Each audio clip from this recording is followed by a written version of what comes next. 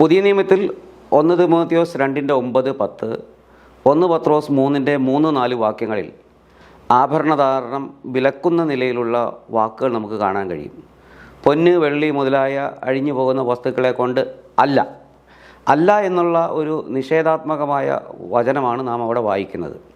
അപ്പോൾ പുതിയ നിയമം അത് ശക്തമായ ഭാഷയിൽ ആഭരണധാരണത്തെ വിലക്കുന്ന വാക്യങ്ങളായിട്ട് വേണ്ടേ നമ്മളത് പരിഗണിക്കാൻ? പിന്നെ അതിനെങ്ങനെയാണ് ഉണ്ട് എന്നുള്ളൊരർത്ഥം വരുന്നത്? ശരിയാണ്. ഈ വിഷയത്തെക്കുറിച്ച് ആഭരണവർജനം ഉറപ്പിച്ചു പഠിപ്പിക്കുന്നവരെല്ലാം ദുരുപയോഗം ചെയ്യുന്ന 2 വാക്യങ്ങളാണ് 1 തിമോത്തിയോസ് 2:9-10, 1 പത്രോസ് 3:4 വാക്യങ്ങൾ. അവിടെ നമ്മൾ ഒറ്റ നോട്ടത്തിന് തോന്നിയാൽ അതിനകത്ത് വിലക്കിയിട്ടുണ്ട് എന്ന് തോന്നാനുള്ള സാധ്യതയുമുണ്ട്. ആ 2 വാക്യങ്ങൾക്കും 2 ഉപവാക്യങ്ങളുണ്ട്. ഒന്നാമത്തെ ഭാഗത്ത് എന്തുകൊണ്ടല്ല, രണ്ടാമത്തെ ഭാഗത്ത് എന്തുകൊണ്ടാണ്, അല്ലെങ്കിൽ എന്താ വേണ്ടാത്തത് എന്താ വേണ്ടത് എന്നുള്ള മട്ടിൽ 2 ഉപവാചകങ്ങൾ നമ്മൾ ആ വാക്യങ്ങളിൽ കാണുന്നുണ്ട്. പക്ഷേ ഇതിനകത്ത് ഈ ഭാഷാപ്രയോഗത്തിൻ്റെ പ്രത്യേകതകൾ മനസ്സിലാക്കാതെ ഈ വാക്യങ്ങളുടെ അർത്ഥം മനസ്സിലാക്കണമെങ്കിൽ അവയുടെ ഭാഷാപ്രയോഗത്തെക്കുറിച്ച് നമ്മൾ മനസ്സിലാക്കിയല്ലേ സാധിക്കത്തുള്ളൂ. ഈ 2 വാക്യങ്ങളും വിരോധാതിശയോക്തി എന്ന് പറയുന്ന ഗണത്തിൽ വരുന്നതാണ്. വിരോധാതിശയോക്തി എന്ന് പറഞ്ഞാൽ ഹൈപ്പർബോൾ എന്ന് ഇംഗ്ലീഷിൽ പറയും. ഗ്രീക്കിലും ഹീബ്രുവിലും ഒക്കെ സമാനമായിട്ടുള്ള പ്രയോഗങ്ങളുണ്ട്. മലയാളത്തിൽ അതിശയോക്തി അല്ലെങ്കിൽ വിരോധാതിശയോക്തി എന്ന് പറയുന്നു. വിരോധാതിശയോക്തി എന്ന് പറഞ്ഞാൽ ഒരു വിഷയത്തിൻ്റെ പ്രാധാന്യം വർദ്ധിപ്പിക്കാൻ മറ്റൊരു പ്രധാന വിഷയം ഉപയോഗിക്കുക. ഒരു വിഷയത്തിൻ്റെ പ്രാധാന്യം വർദ്ധിപ്പിക്കാൻ മറ്റൊരു വിഷയം ഉപയോഗിക്കുക. ഉദാഹരണം പറഞ്ഞാൽ ഈ 2 വാക്യങ്ങളിലും ആഭരണം ധരിക്കുക എന്നുള്ള മാന്യമായ ഒരു കാര്യം എടുത്തു പറഞ്ഞിട്ട് അതിനേക്കാളും മാന്യമായ വേറൊരു കാര്യമുണ്ട് എന്ന് മനുഷ്യരെ പറഞ്ഞു മനസ്സിലാക്കാനായിട്ടാണ് പരിശുദ്ധാത്മാവ് അവിടെ ശ്രമിക്കുന്നത്. ആ ഭാഷാരീതിക്കാണ് വിരോധാതിശയോക്തി എന്ന് പറയുന്നത്. ഇത് നമുക്ക് മലയാളത്തിൽ സാധാരണ നമ്മൾ ഗ്രാമർ പഠിക്കും, സന്ധി, സമാസം, അലങ്കാരം ഇങ്ങനെയൊക്കെ പഠിക്കുന്നു. ഇത് അലങ്കാരത്തിൽപ്പെട്ടതാണ്. എല്ലാ ഭാഷയിലും അലങ്കാരമുണ്ട്. ഇത് ഭാഷാലങ്കാരം എന്ന വിഭാഗത്തിൽപ്പെട്ടതാണ്. ഭാഷയിൽ അലങ്കാരങ്ങൾ ഉപയോഗിച്ചാൽ കൂടുതൽ അർത്ഥം കമ്മ്യൂണിക്കേറ്റ് ചെയ്യാനായിട്ട് പറ്റും. ഈ വിരോധാതിശയോക്തി അതിനുള്ള ഒരു മാർഗമാണ്, ഒരു സങ്കേതമാണ്. അപ്പം ഞാനൊരു ഉദാഹരണം പറഞ്ഞാൽ എന്താ വിരോധാതിശയോക്തി എന്ന് ശരിക്കും മനസ്സിലാകും. നമ്മളൊരു സ്ത്രീയോട് പറയുക, ഐശ്വര്യ റായി സുന്ദരിയല്ല, നീയാണ് സുന്ദരി എന്ന് പറഞ്ഞാൽ നമ്മൾ ഐശ്വര്യ റായിയെ നമ്മൾ സംസാരിക്കുന്ന സ്ത്രീയോട് ഉപമിക്കുക. എന്നിട്ട് പറയുകയാണ്, ഐശ്വര്യ റായിയുമായിട്ട് താരതമ്യപ്പെടുത്തുമ്പോൾ നീ അതിലും സുന്ദരിയാണ്. അപ്പോൾ ആ സ്ത്രീയുടെ സൗന്ദര്യത്തെ നമ്മൾ വർദ്ധിപ്പിച്ച് കൂടുതൽ ഉന്നതമാണ്, കൂടുതൽ അപ്രീഷിയേറ്റ് ചെയ്ത് ആസ്വദിച്ച് നമ്മൾ പറയുകയാണ് നീ വളരെ സുന്ദരിയാണ്. ആ സെൻറ്റൻസിന് അർത്ഥമുള്ളത് ഐശ്വര്യ റായി സുന്ദരിയാണെന്നുള്ള ആ അടിസ്ഥാനമായിട്ടുള്ള വിശ്വാസത്തിന്മേല. അതായത് ലോകസുന്ദരിയായിട്ട് തിരഞ്ഞെടുക്കപ്പെട്ട ഐശ്വര്യ റായിയെക്കുറിച്ച് 2 അഭിപ്രായം ആർക്കും പറയാൻ പറ്റില്ല. അപ്പോൾ അംഗീകരിക്കപ്പെട്ട ഒരു കാര്യത്തിൻ്റെ അടിസ്ഥാനത്തിൽ മറ്റൊരു കാര്യം അതിനേക്കാളും നല്ലതാണ്, വിലയേറിയതാണ്, പ്രധാനമാണ് എന്ന് പഠിപ്പിക്കാനാണ് വിരോധാതിശയോക്തി ഉപയോഗിക്കുന്നത്. ഇനിയും ഈ ഒന്നാമത്തെ ഉപവാചകം പ്രധാനമായിരിക്കണം അല്ലെങ്കിൽ മാന്യമായിരിക്കണം എന്ന് മനസ്സിലാക്കാനായിട്ട് മറ്റൊരു ഉദാഹരണം കൂടെ പറഞ്ഞാൽ കുറേ കൂടെ വ്യക്തമാകും. ഞാൻ ഇതുപോലെ ഒരു സ്ത്രീയോട് പറയുക, ഒരു ഗൊറില്ല ഒട്ടും സുന്ദരിയല്ല, നീയാണ് സുന്ദരി എന്ന് പറഞ്ഞാൽ വാസ്തവത്തിൽ ആ സ്ത്രീയുടെ സൗന്ദര്യത്തെ ഞാൻ പുകഴ്ത്തി പറയുകയല്ല, അവളെ കളിയാക്കുക. ഒരു ഗൊറില്ലയും നീയുമായിട്ടാണ് താരതമ്യം, നിനക്ക് സൗന്ദര്യമില്ല എന്ന് പറഞ്ഞാൽ ഒന്നാമത്തെ ക്ലോസ് മാന്യമല്ലെങ്കിൽ, പ്രധാനമല്ലെങ്കിൽ, രണ്ടാമത്തെ ക്ലോസിന് വില കുറയുക. അപ്പം തിരുവചനത്തിൽ ധാരാളം വിരോധാതിശയോക്തികൾ ഉപയോഗിച്ചിട്ടുണ്ട്. ഈ വിരോധാതിശയോക്തികളിലെ ഒന്നാമത്തെ ഉപവാചകം വളരെ പ്രധാനപ്പെട്ടതാണ്.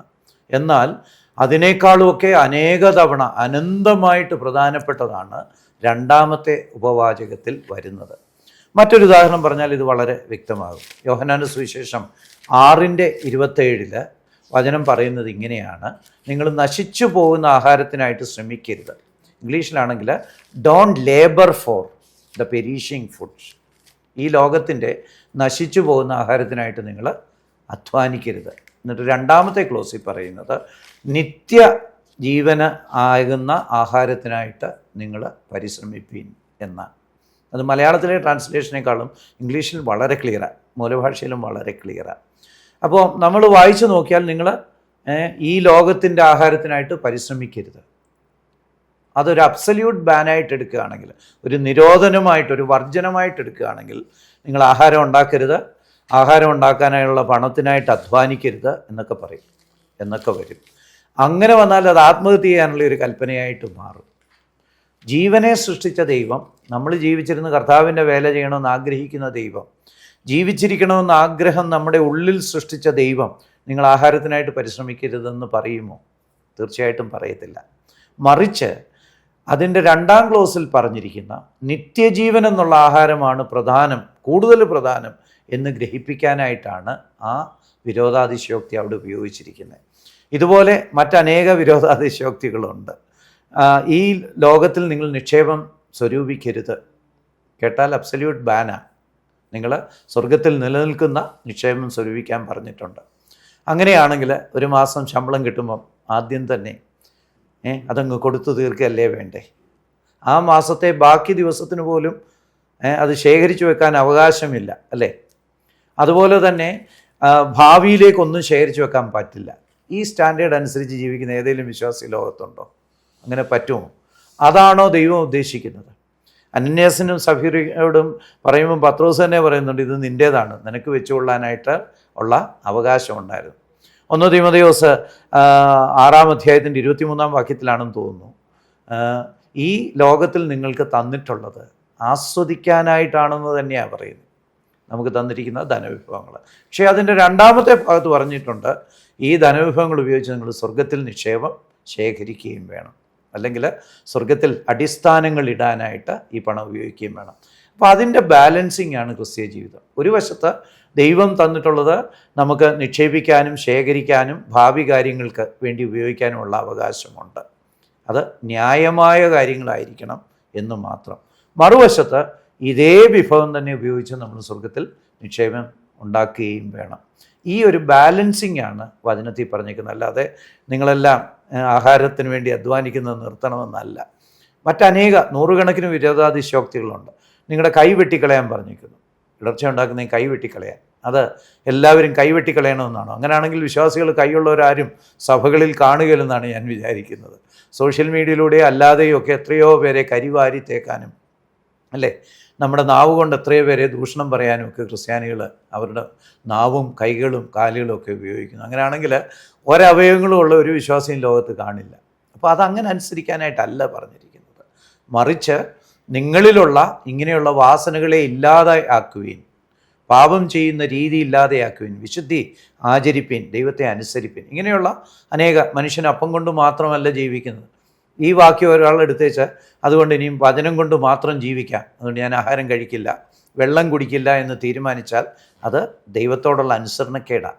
ഈ ലോകത്തിൽ നമ്മളെ ജീവിച്ചിരിക്കാനായിട്ട് ആക്കിയിരിക്കുക, ദൈവം അനുവദിക്കുന്നിടത്തോളം ഇവിടെ ജീവിച്ചിരിക്കുക തന്നെ വേണം. അപ്പോൾ ഈ വിരോധാതിശയോക്തികൾ എന്താണെന്ന് മനസ്സിലാക്കാതാണ് ഈ പ്രമുഖന്മാരൊക്കെ ഈ ഘോരഘോരം പ്രസംഗിക്കുന്നത്. ഈ അടുത്ത കാലത്ത് നമ്മുടെ ഇടയിൽ തന്നെയുള്ള ഒരു മാഗസിനിൽ ഇതൊരു വലിയ വിഷയമായിട്ട് പറയുന്നുണ്ട്. ഈ 1 പത്രോസ് 3:3-4 അതുപോലെ 1 തീമോഥെയോസ് 2:9-10 ഒക്കെ പറഞ്ഞ് ഇത് വചനത്തിലെ അടിസ്ഥാന ഉപദേശമാണ്, ഇത് നമ്മൾ ആചരിക്കേണ്ട ഉപദേശമാണ്, അടിസ്ഥാന ഉപദേശം പോലെ പ്രധാനമാണെന്നൊക്കെ പറഞ്ഞ് സ്ഥാപിക്കാനായിട്ട് ശ്രമിക്കുന്നുണ്ട്. വാസ്തവത്തിൽ കഥ എന്താണെന്നറിയാതെ ആട്ടം ആടുന്നത് പോലെയാണ്. ഈ വചനത്തിൽ വിരോധാതിശയോക്തി ഉപയോഗിച്ചിട്ടുണ്ട്. അത് വളരെ ശ്രേഷ്ഠമായ ഒരു ഉദ്ദേശത്തോടു കൂടിയാണ്, കൂടുതൽ ശ്രേഷ്ഠമായ. പത്രോസിലാണെങ്കിൽ ആന്തരിക സൗന്ദര്യം വർദ്ധിപ്പിക്കേണ്ട കാര്യത്തെക്കുറിച്ചാണ്. അതേസമയത്ത് 1 തീമോഥെയോസിലാണെങ്കിൽ ആരാധനയിൽ വരുമ്പോൾ സ്ത്രീകൾ മോഡസ്റ്റി, വെളിയിലുള്ള സൗന്ദര്യം എങ്ങനെയാണ് സൂക്ഷിക്കേണ്ടത്, ആ വെളിയിലുള്ള സൗന്ദര്യം താഴ്മയും അങ്ങനെയുള്ള കാര്യങ്ങളാണ് എന്ന് പഠിപ്പിക്കാനായിട്ടാണ് അത് ഉപയോഗിക്കുന്നത്. അപ്പം തീർച്ചയായിട്ടും വളരെ വിലയേറിയ സത്യങ്ങൾ ഉപയോഗിക്കാനായിട്ട് പഠിപ്പിക്കാൻ ഉപയോഗിക്കുന്ന ഒരു ടൂളാണ്, ഒരു സങ്കേതമാണ് വിരോധാതിശയോക്തി. മാത്രമല്ല നമ്മൾ ഈ കാര്യങ്ങളെക്കുറിച്ചൊക്കെ ചർച്ച ചെയ്യുമ്പം വേദപുസ്തകത്തിൽ അതിശയോക്തി ഉണ്ടോ എന്നൊക്കെ ചിന്തിക്കാനുള്ള സാധ്യതയുണ്ട്, ചോദ്യം ചെയ്യാനുള്ള സാധ്യതയുണ്ട്. വേദപുസ്തകത്തിലല്ല അതിശയോക്തി, അല്ലെങ്കിൽ ആശയങ്ങളിലല്ല അതിശയോക്തി, ഭാഷാപ്രയോഗങ്ങളിലാണ് അതിശയോക്തി. ഇപ്പോൾ യേശുക്രിസ്തു ദൈവമാണ് എന്ന് പറഞ്ഞിരിക്കുന്നതിൽ അതിശയോക്തിയില്ല, യേശുക്രിസ്തു പാപരഹിതനാണ് എന്ന് പറഞ്ഞിരിക്കുന്നതിൽ അതിശയോക്തിയില്ല. എന്നാൽ ഇതൊക്കെ പറയാൻ ഉപയോഗിക്കുന്ന ഭാഷയിലെ എല്ലാ സങ്കേതങ്ങളും ഉപയോഗിച്ചിട്ടുണ്ട്. നമ്മൾ പ്രവചനങ്ങളിലേക്കൊക്കെ നോക്കിയാൽ അനേക സങ്കേതങ്ങളുണ്ട്. നമ്മൾ പഴയ നിയമത്തിൽ 77-ാം സങ്കീർത്തനം 1-2 വാക്യങ്ങളിലാണ് ഞാൻ കടങ്കഥകൾ പറയും. അപ്പോൾ ഒരാൾ ചോദിക്കുക, വചനത്തിൽ കടങ്കഥകളാണോ എന്ന് ചോദിച്ചാൽ അത് വെറും മണ്ടത്തരമാണ് എന്ന് പറഞ്ഞ പോലെ അതിശയോക്തി ഭാഷാപ്രയോഗമായിട്ട് ഉപയോഗിച്ചത് കൊണ്ട് വാസ്തവത്തിൽ വചനത്തിൻ്റെ സ്വീകാര്യത വർദ്ധിക്കുക. നമ്മൾ പറഞ്ഞ ഉദാഹരണത്തിൽ തന്നെ ആന്തരിക സൗന്ദര്യമാണ് ഏറ്റവും ശ്രേഷ്ഠം എന്ന് പഠിപ്പിക്കാൻ മാന്യമായിട്ടുള്ള ആഭരണധാരണത്തെ ഉപയോഗിച്ചിട്ട് ആ ആന്തരിക സൗന്ദര്യത്തിൻ്റെ വില അനേക മടങ്ങ് വർദ്ധിക്കുക. അപ്പം ബൈബിളിക മൂല്യങ്ങളുടെ മൂല്യം വർദ്ധിക്കുകയാണ് വിവിധ ഭാഷാ സങ്കേതങ്ങൾ ഉപയോഗിക്കുക വഴി പരിശുദ്ധാത്മാവും യേശുക്രിസ്തുവും ഒക്കെ ചെയ്തിട്ടുള്ളത്. യേശുക്രിസ്തു തന്നെ പല ഉപമകളും പറഞ്ഞിട്ടുണ്ട്, അതും ഒരു ഭാഷാ സങ്കേതം തന്നെയാണ്. മനുഷ്യനെ ആടുകളോട് ഉപമിച്ചിട്ടുണ്ട്. അപ്പം ഇനി മനുഷ്യരെല്ലാം ആടുകളാണ്, 4 കാലിൽ നടക്കണമെന്നൊക്കെ പറഞ്ഞ് ഉപദേശം കൊണ്ടുവന്നാൽ വലിയ കഷ്ടമായിരിക്കും. അപ്പം ഈ ഭാഷാപ്രയോഗം മനസ്സിലാക്കാതാണ് ഈ പ്രമുഖന്മാരൊക്കെ ഈ വ്യാഖ്യാനം നടത്തുന്നത് എന്നുള്ളത് നമ്മുടെ ഇടയിലുള്ള ഒരു ദുഃഖകരമായ സത്യമാണ്. പെന്തക്കോസ്തിലെ ചില പാസ്റ്റർമാരുടെ വീഡിയോകൾ ഈ അടുത്ത കാലത്ത് ഇതുപോലുള്ളത് കണ്ടു. ഒരു അബ്സല്യൂട്ട് ബാൻ ബൈബിള് പറയുന്നുണ്ടെന്നാണ് അവർ സ്ഥാപിക്കാൻ ശ്രമിക്കുന്നത്. തിരുവചനം അവർക്ക് മനസ്സിലായിട്ടില്ല എന്ന് പറയേണ്ടി വരുന്നതിൽ ദുഃഖമുണ്ട്.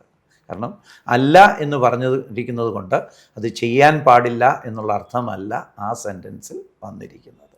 പത്രോസ് എഴുതിയ 1-ാം ലേഖനം 3-ാം അധ്യായത്തിൽ പരാമർശിക്കുന്ന അതിൻ്റെ കോണ്ടെക്സ്റ്റ് നമ്മൾ മനസ്സിലാക്കണം.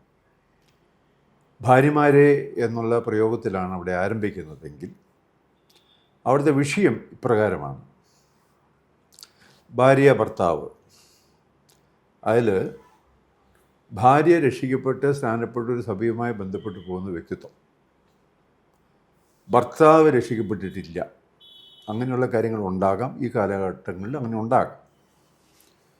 അങ്ങനെ ഒരു വിശ്വാസിനിയായിരിക്കുന്ന ഒരു സഹോദരി, ഒരു സ്ത്രീ അല്ലെങ്കിൽ ഒരു ഭാര്യ അലങ്കാരം വളരെ ഒരു ഹൈപ്പർ വേയിൽ ചെയ്ത് ഭർത്താവിൻ്റെ മുൻപാകെ നടക്കുന്നത് കൊണ്ട് ഒരു കാരണവശാലും ഈ ഭർത്താവിനെ നേടുവാൻ സാധിക്കുകയില്ല.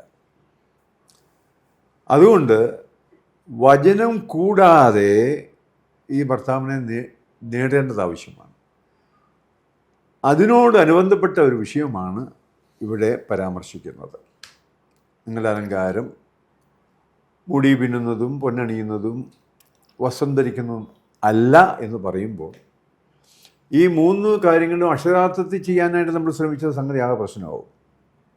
ഒന്ന്, മുടി പിന്നണ്ടെന്ന് പറഞ്ഞാൽ പിന്നണ്ട, പൊന്നണിയണ്ടെന്ന് പറഞ്ഞാൽ പൊന്നണിയണ്ട, വസ്ത്രം ധരിക്കണ്ടെന്ന് പറഞ്ഞാൽ പിന്നെ വസ്ത്രം ധരിക്കണ്ടെന്നും വരും അക്ഷരാർത്ഥത്തിൽ ചെയ്യാൻ പോയാൽ. അപ്പോൾ അവിടുത്തെ ആശയം അതല്ല. എന്നാൽ പിന്നീട് പറയുന്ന കാര്യം ആ പാരഗ്രാഫിൽ തന്നെ പറയുന്നൊരു വിഷയമുണ്ട്. ഇങ്ങനെയല്ലോ വിശുദ്ധ സ്ത്രീകൾ എന്നുള്ള പ്രയോഗമുണ്ട്. അവർ തങ്ങളെ തന്നെ അലങ്കരിച്ച് ഭർത്താവിന് കീഴ്പ്പെട്ടിരുന്നത് എന്നുള്ള പ്രയോഗമുണ്ട്. പിന്നീട് പറയുന്നത് അങ്ങനെ സാറ അബ്രഹാമിനെ യജമാനനെന്ന് വിളിച്ച് അനുസരിച്ചിരുന്നു എന്ന് പറയുന്നുണ്ട്. അപ്പോൾ ആ ഒരു അധ്യായം ആ ഖണ്ഡിക മുഴുവനും ഒരുപോലെ നമ്മൾ ചിന്തിക്കണം. അതിൽ ഒരു പാർട്ട് മാത്രം അടർത്തിയെടുത്തിട്ട് ചിന്തിച്ചാൽ ശരിയാകില്ല. അർത്ഥാൽ ഞാൻ പറയുകയാണ്, അബ്രഹാമിനെ യജമാനെന്ന് വിളിച്ച് അനുസരിച്ചിരുന്നു എന്ന് പറയുമ്പോഴും സാറയിൽ ആഭരണം ഉണ്ടായിരുന്നു എന്നുള്ളതാണ് കാര്യങ്ങൾ. ഞാൻ ആദ്യമേ സൂചിപ്പിച്ചിരുന്നു, സാറയുടെ മരണശേഷം റിബെക്കയ്ക്ക് കൊടുത്തു വിട്ട ആഭരണമെല്ലാം സാറ ധരിച്ചിരുന്നതായിരിക്കണം എന്നുള്ളതിന് യാതൊരു സംശയവും ഇല്ല. അപ്പോൾ അത് ധരിച്ചുകൊണ്ടിരിക്കുമ്പോൾ തന്നെ യജമാനൻ എന്ന് വിളിച്ച് ഭർത്താവിനെ കീഴ്പ്പെട്ടിരുന്നു, അനുസരിച്ചിരുന്നു എന്നുള്ളതാണ് അവിടുത്തെ കാര്യം. 2, ഇവിടെ പൊന്നണിയുന്നത് എന്നുള്ള പ്രയോഗമാണുള്ളത്. ഞാൻ എൻ്റെ അനുഭവത്തിൽ നിന്നൊരു കാര്യം ഞാൻ പറയാം. തൃശ്ശൂരിൽ വെച്ച് 2 കത്തോലിക്ക പെൺകുട്ടികൾ, ചേഴത്തി അനിയത്തിമാരാണ്, വളരെ മിടുക്കരായിരിക്കുന്ന ബ്രൈറ്റായിരിക്കുന്ന 2 പെൺകുട്ടികൾ. അവരുടെ സ്നാനം നടത്തുമ്പോൾ വെറും 25 രൂപയുടെ മുത്തുമാലയായിരുന്നു, വെറും 25 രൂപയുടെ. അവിടെ എന്നെ ആഡംബരമായിരിക്കുന്നത്. അതും ഊരണമെന്ന് പറഞ്ഞു കഴിഞ്ഞാൽ അതൊരു നോൺസെൻസ് ആണെന്നേ ഞാൻ പറയുള്ളൂ. ഞാൻ പറഞ്ഞതിൻ്റെ ആശയം, ആഭരണം എന്ന് വരുമ്പോൾ പൊന്നാണ് എപ്പോഴും മുന്നിൽ വരുന്നൊരു വിഷയം.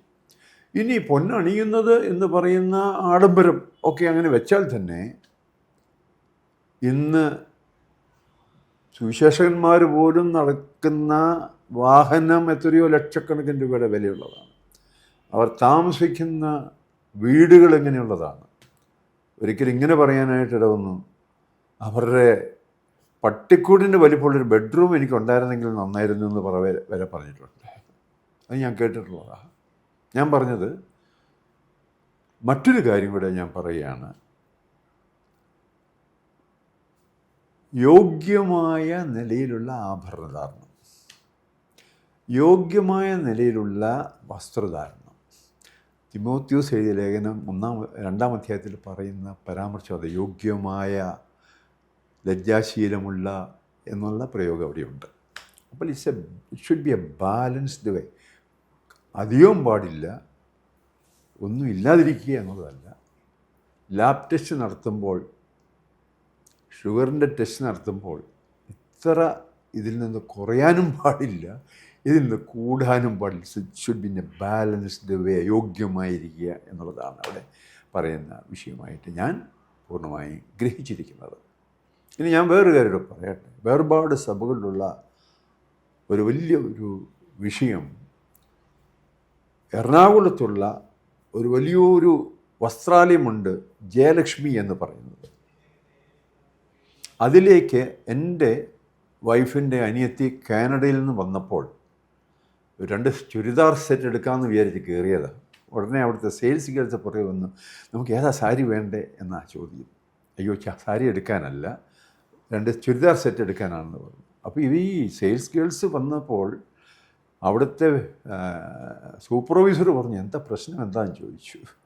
അല്ല, സാരി ഒന്ന് എടുപ്പിക്കാൻ ഞങ്ങൾ ശ്രമിക്കുന്നു, പ്രിയ മാഡം പറയുന്നത് വേണ്ടാന്ന് പറയുന്നു. അപ്പോൾ അദ്ദേഹം സൂപ്പർവൈസറുടെ കമൻ്റാണ് ഇനി പറയാനായിട്ട് ആഗ്രഹിക്കുന്നത്. അതായത്, നിങ്ങൾ ഈ കാതിലില്ലാത്തതും കഴുത്തില്ലാത്തവരും വരുമ്പോഴാണ് ഞങ്ങളുടെ ഏറ്റവും വിലയുള്ള സാരി ചിലവാകുന്നത് എന്നാണ് പറഞ്ഞത്. അപ്പോൾ ദൈവവചനത്തിൽ വളരെ വ്യക്തമായി പറയുന്നത് ഒരു ബാലൻസ്ഡ് വേയിൽ കാര്യങ്ങൾ ചെയ്യുക എന്നുള്ളതാണ്.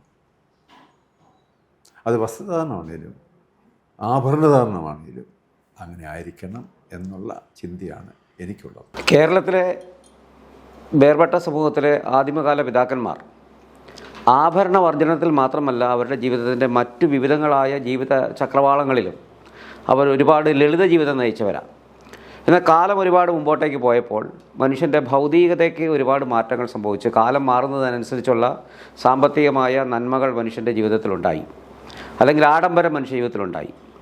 ആ അപ്രകാരമുള്ള ആഡംബരങ്ങളെല്ലാം അംഗീകരിക്കുകയും ആഭരണത്തെ മാത്രം മാറ്റി നിർത്തി ആഭരണം ആഡംബരത്തിൻ്റെ ഭാഗം മാത്രമാണെന്ന് പറഞ്ഞ് മാറ്റി നിർത്തുകയും ചെയ്യുന്ന ഒരു വൈരുദ്ധ്യാത്മകത, അല്ലെങ്കിൽ വൈരുദ്ധ്യകരമായ ഒരു സ്വഭാവം നമുക്ക് കാണാൻ പറ്റുന്നുണ്ട്.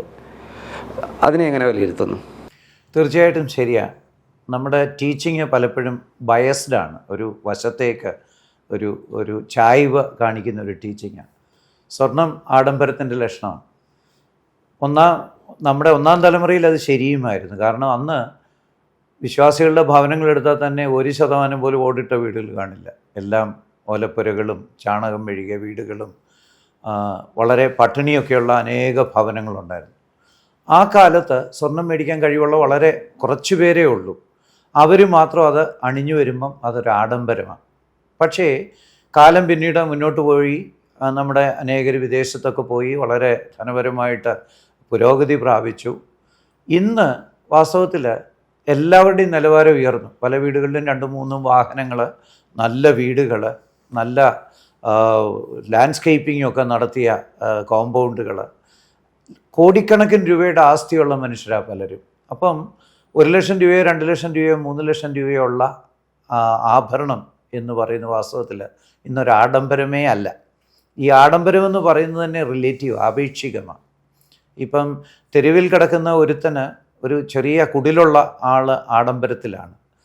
അതേസമയത്ത് കുടിലുള്ള ഒരാളിന് ഒരു ഓടിട്ട വീട് ആഡംബരമാണ്. ഓടിട്ട വീടുള്ള ഒരുവന് നല്ല ഒരു ടെറസ് ബിൽഡിങ് ആഡംബരമാണ്. ടെറസ് ബിൽഡിംഗ് ഉള്ളവന് വളരെ സ്വിമ്മിംഗ് പൂളും എ സിയും അതും ഇതും ഒക്കെയുള്ള ഒരു വീട് ആഡംബരമാണ്. അപ്പോൾ ആഡംബരം എന്ന് പറയുന്നത് ആപേക്ഷികമാണ്. അപ്പോൾ അതിൻ്റെ വെളിച്ചത്തിൽ നമുക്ക് നിലനിൽക്കുന്ന നിയമനിർമ്മാണങ്ങളും ഉപദേശ വിഷയങ്ങളും ഒന്നും പറ്റത്തില്ല. ഓരോ കാലത്തും അതിനനുയോജ്യമായിട്ടുള്ള കാര്യങ്ങൾ വിശ്വാസികൾ സ്വന്തം ഡിസിപ്ലിനായിട്ട് ചെയ്യുക എന്നുള്ളതായിരിക്കും ആശാവഹമായിട്ടുള്ളത്. അതേസമയം തന്നെ ഉപദേശകന്മാർക്ക് അതിനെക്കുറിച്ച് പഠിപ്പിക്കാൻ, ജനറൽ പ്രിൻസിപ്പിൾസ് പഠിപ്പിക്കാനായിട്ട് സാധിക്കും. അപ്പം ഇന്ന് ഒരു വിവാഹത്തിന് വസ്ത്രം എടുക്കാൻ പോകുമ്പം തന്നെ എത്ര ലക്ഷം രൂപയാണ് പൊടിയുന്നത്, വിവാഹ സദ്യയ്ക്ക് എത്ര ലക്ഷം രൂപയാണ് പൊടിയുന്നത്.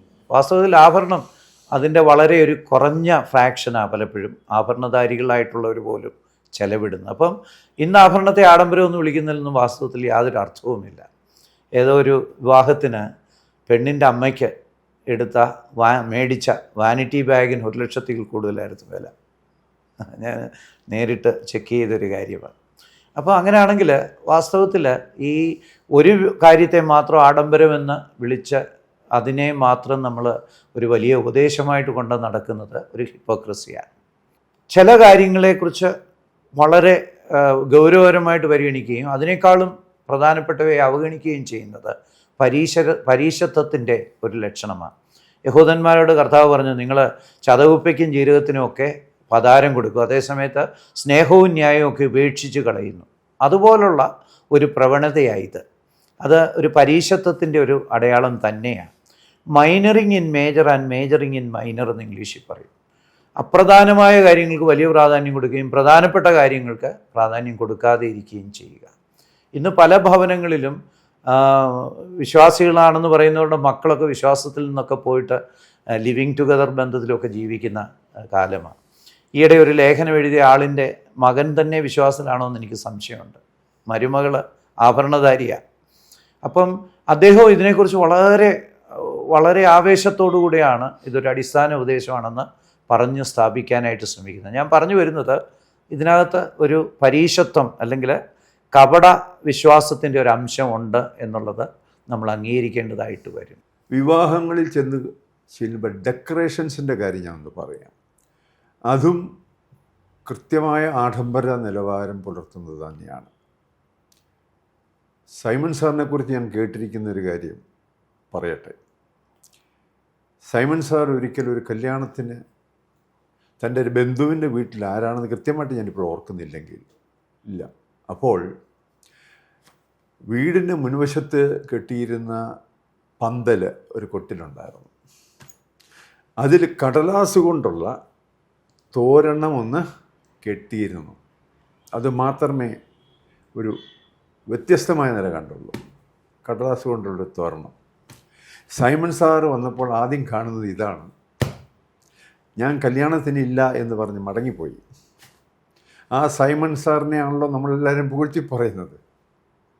സൈമൺ സാർ ഇന്ന് കടന്നു വന്നാൽ എത്ര കല്യാണങ്ങൾ സംബന്ധിക്കുമെന്നുള്ളതൊന്ന് ചിന്തിക്കുന്നത് നന്നായിരിക്കും. ആഡംബരത്തിൻ്റെ ഒരു ഭാഗമായി ഇന്ന് ഡെക്കറേഷൻസ് പോലും ആയിത്തീരുന്നു എന്നുള്ളതാണ്. അപ്പോൾ ഞാൻ പറഞ്ഞു വരുന്നത്, ആന്തരികമായിട്ടുള്ള ആ ഭക്തിയും മറ്റും സാറയെ പോലെ ഉണ്ടാവുകയും പുറമേ ഉള്ളതല്ല എന്നുള്ളതായി ആ കാര്യങ്ങളെ ഗണിക്കുകയും, ബട്ട് ഇറ്റ് ഷുഡ് ബി യോഗ്യമായിരിക്കണം, ബാലൻസ്ഡ് ആയിരിക്കണം എന്നതാണ് എനിക്ക് പറയാനുള്ളത്. 2, ലൊക്കേഷൻ്റെ പ്രശ്നമുണ്ട്. എന്താണ് ഈ ലൊക്കേഷൻ്റെ പ്രശ്നം? അതായത് ഞാനൊരു സുവിശേഷകൻ്റെ പല്ല് ശ്രദ്ധിച്ചിട്ടുണ്ട്. അത് സ്വർണ്ണപ്പല്ലാണ്, കവർ ചെയ്തിരിക്കുന്നതാണ്. 2, ഈ നിലയിൽ റെയ്ബാൻ എന്ന് പറഞ്ഞൊരു കൂളിംഗ് ഗ്ലാസ് ഉണ്ടായിരുന്നു.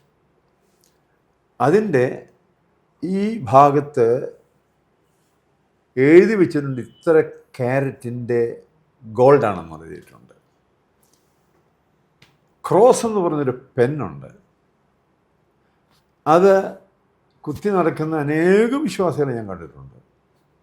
അതിലും ഇത്ര ക്യാരറ്റ് ഗോൾഡ് ഉണ്ടെന്ന് കാണുന്നുണ്ട്. ഞാൻ പറഞ്ഞു, പെന്നിലും റെയ്ബാൻ ഗ്ലാസ്സിലും അങ്ങനെയുള്ളിടത്തൊക്കെ ഉള്ളത് കണ്ണിലോ അല്ലെങ്കിൽ പോക്കറ്റിലോ ഇട്ടുകൊണ്ട് നടക്കാം. അത് കൈവിരലിലോ അല്ലെങ്കിൽ കഴുത്തിലോ കാതിലോ ആയിപ്പോയാൽ അത് പാപമായി തീരുന്നു എന്ന് പറയുമ്പോൾ അതിലെന്ത് യുക്തിയാണെന്നത് ഒട്ടും പിടികിട്ടുന്നില്ല. പിതാക്കന്മാർ എന്ന് പറഞ്ഞാൽ ഞാൻ വളരെ വ്യക്തമായി പറയുകയാണ്, വിശ്വാസികളുടെ പിതാവെന്ന് പറഞ്ഞാൽ അബ്രഹാം തന്നെയാണ്. 2, പുതിയ സഭാ പിതാക്കന്മാരെന്ന് പറഞ്ഞു കഴിഞ്ഞാൽ കേരളത്തിലെ പിതാക്കന്മാരായിട്ട് ഞാൻ കണക്കിലെടുത്തിട്ടേ ഇല്ല.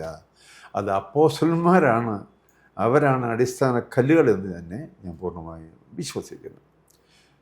പിന്നെ ഈ ആഭരണം ധരിക്കാതിരിക്കാൻ വേണ്ടി ഭയപ്പെടുത്തലുകളുണ്ട്.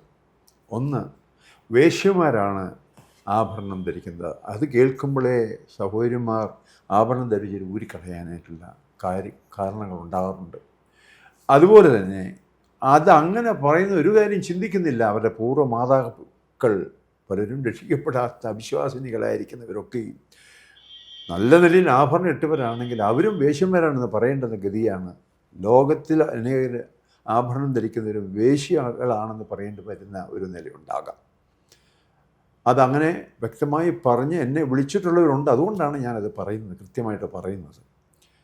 അപ്പോൾ അങ്ങനെയുള്ള കാര്യങ്ങളൊക്കെയും ദൈവവചനപ്രകാരം ചിന്തിക്കുമ്പോൾ ഒരു ഉപദേശ വിഷയമോ അടിസ്ഥാന ഉപദേശത്തിലോ അല്ലെങ്കിൽ ഉപശാഖയിലോ ഉള്ള അല്ല എന്നുള്ളത് വളരെ വ്യക്തവും സ്പഷ്ടവുമാണ്. ഈ പറഞ്ഞ പോലെ അപ്പോസ്തലന്മാർ ഇത് പ്രാക്ടീസ് ചെയ്തിട്ടില്ല. കേരളത്തിൽ 100-130 വർഷങ്ങൾക്ക് മുമ്പുണ്ടായ ഒരു പ്രതിഭാസം എന്നത് മാത്രമായിരിക്കുന്നത്. കർത്താവിന് കൽപ്പന അനുസരിക്കാൻ വരുന്നവരെ, കർത്തൃമേശ ആചരിക്കാൻ വരുന്നവരെ ഈ ഒരു കാരണത്താൽ വിലക്ക് നിർത്തുന്നത് അത് ദൈവകോപത്തിന് ഇടവരുത്തുകയല്ലേ എന്നാണ് എനിക്ക് പറയാനുള്ളത്. മാത്രമല്ല, പ്രവാചക പുസ്തകത്തിൽ എഴുതിയിരിക്കുന്നത് പോലെ അവർക്കത് മരമായി തോന്നി എന്ന് എഴുതിയിട്ടുണ്ട്. എന്തുകൊണ്ടാണ് അപ്രകാരം അവർക്ക് തോന്നിയെന്നുള്ളത് അതിന് മുകളിൽ എഴുതി വെച്ചിട്ടുണ്ട്. പക്ഷെ അതാരും മൈൻഡ് ചെയ്യാറില്ല. അത് പൊന്നിൻ്റെ ദുരുപയോഗമാണ് എന്നത് വളരെ വ്യക്തമാണ്.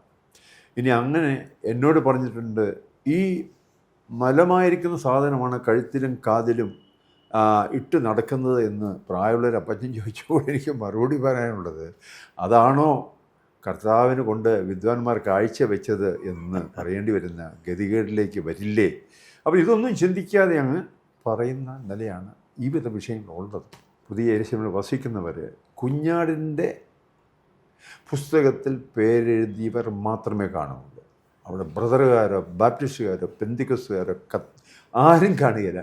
പേരെഴുതപ്പെട്ടിട്ടുണ്ടെങ്കിൽ അവിടെ ഉണ്ടാകും. ഒരു പിതൃപാരമ്പര്യം പിന്തുടരുക എന്നുള്ളതല്ല, ദൈവവചനം മുറുകെ പിടിച്ച് അത് പിന്തുടരുക എന്നുള്ളതായിരിക്കണം വിശ്വാസികളുടേതായ നിലപാട്. ഈ ഭൂമിയിൽ മനുഷ്യനെ ദൈവം സൃഷ്ടിച്ചപ്പോൾ അവന് കാത് കുത്തിയിട്ടല്ല അവനെ സൃഷ്ടിച്ചത്. അവന് മൂക്കുത്തി ധരിക്കാനുള്ള നിലയിലല്ല ദൈവം അവനെ സൃഷ്ടിച്ചത്. അതൊക്കെ ഇണയെ ആകർഷിക്കാനുള്ള അല്ലെങ്കിൽ ലോകത്തിൻ്റെ ആകർഷണത്തിൻ്റെ ഭാഗമായി മറ്റുള്ളവരെ തന്നിലേക്ക് വലിച്ചടിപ്പിക്കാനുള്ള ഒരു ആകർഷണ മാർഗമല്ല യഥാർത്ഥത്തിൽ. അല്ല സാർ, ഈ വൃത്തിയും അലങ്കാരവും രണ്ടും ഒന്നല്ല. നമ്മൾ വൃത്തിയായി നടക്കുക എന്നുള്ളത് നമ്മുടെ ധാർമ്മികതയുടെ സാമൂഹ്യ ജീവിതത്തിൻ്റെ ഭാഗമാണ്. എന്നാൽ അതിനേക്കാൾ ഒരുപടി കടന്നതാണ് ഞാൻ എന്നെ തന്നെ അലങ്കരിക്കുക എന്നത്. അതിൻ്റെ ഒരു മറുവശം ഞാൻ പറഞ്ഞോട്ടെ. ഇപ്പോൾ ആഭരണം ധരിക്കാത്ത ഒരു സഹോദരിയെ കാണുമ്പോൾ നിങ്ങൾ എന്തുകൊണ്ട് ആഭരണം ധരിക്കുന്നില്ല എന്ന് ചോദിക്കാൻ മറ്റുള്ളവർക്ക് കഴിയും. അതിലൂടെ അവർക്ക് അവരുടെ ആത്മീയ സത്യങ്ങൾ പറയാനുള്ള ഒരു മുഖാന്തരവും കൂടെ ആയിത്തീരുന്നില്ല.